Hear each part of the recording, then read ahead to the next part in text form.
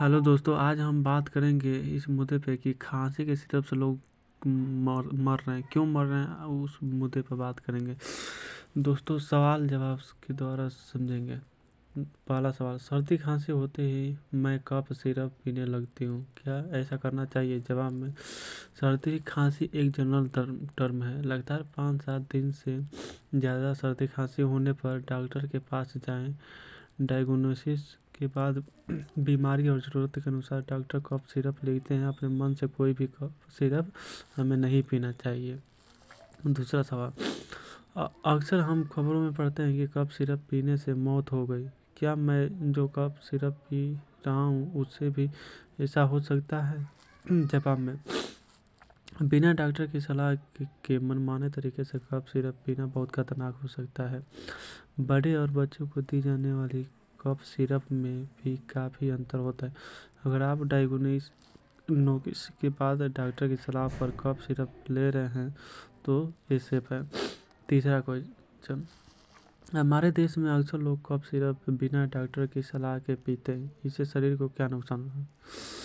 दोस्तों, जवाब, आमतौर से लोग को पहले सर्दी होती है, फिर खांसी। शुरुआत में ही खांसी की दवा लेने की ज़रूरत नहीं है।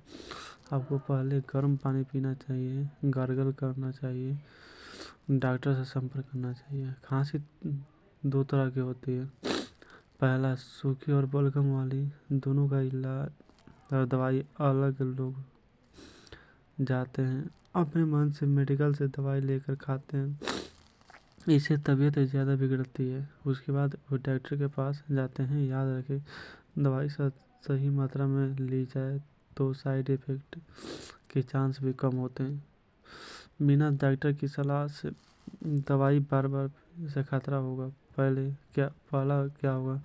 लंग इंफेक्शन, अचानक हार्ट बीट बहुत तेज या धीरा होना, ब्रेन हेमरेज भी हो सकता है, किडनी भी फेल हो सकती है, लोग कोमा में, डिप्रेशन में भी जा सकते हैं।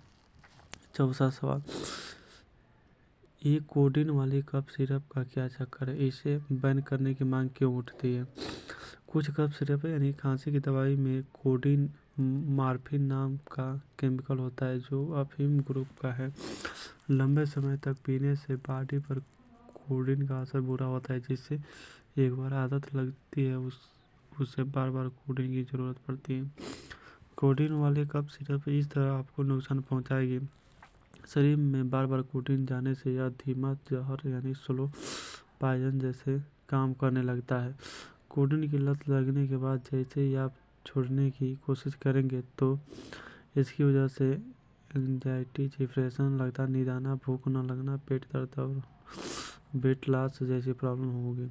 अचानक शरीर को कोडीन सप्लाई मिलनी बंद हो जाए तो ये जानलेवा हो सकता है। इसकी नशे करने के लिए रिहैब सेंटर जाने की नौबत आ सकती है। क्या कोई ऐसा भी कफ सिरप है जो सेफ है? जवाब, कई तरह के कफ सिरप मार्केट में उपलब्ध हैं।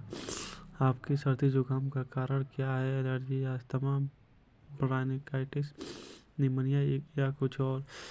कौन सी कफ सिरप आपके लिए सेफ है? ये सही डायग्नोसिस, उम्र और मेडिकल हिस्ट्री पर निर्भर है। अगर कोई हार्ट संबंधी बीमारी है तो उस व्यक्ति को अपने मन से कोई भी कफ सिरप नहीं लेनी चाहिए। किन राज्यों में कौन सी कफ सिरप बैन है, इसकी कोई लिस्ट है क्या? नॉर्थ ईस्ट, पश्चिमी बंगाल और बिहार में कोडीन बेस्ड कफ सिरप को सबसे ज़्यादा लोग नशे के तौर पर लेते हैं। उत्तर प्रदेश, मध्य प्रदेश, गुजरात और कर्नाटक से भी कफ सिरप के नशे के तौर पर बढ़ते इस्तेमाल की रिपोर्ट आई है। 2017 में नारकोटिक्स कंट्रोल ब्यूरो (एनसीबी) ने डीसीजीआई से इसकी अवेलेबिलिटी घटाने के लिए कहा था। एनसीबी से हस्तक्षेप के बाद कई दवा बनाने वाली कंपनियों ने अपने फेमस सिरप में इसकी मात्रा को बदला है। जैसे एलेविक फार्मा ने अपने ग्लाइकोडिन से कोडीन को भी हटा दिया। इस तरह से बहुत सारा है, पढ़ेंगे तो पढ़ते पढ़ते बहुत टाइम लग जाएगा। आप लोग बस देख लें एक बार, आप लोग खुद पढ़ लेना और ऐसे ही आप लोग भी जीवन में उतारना।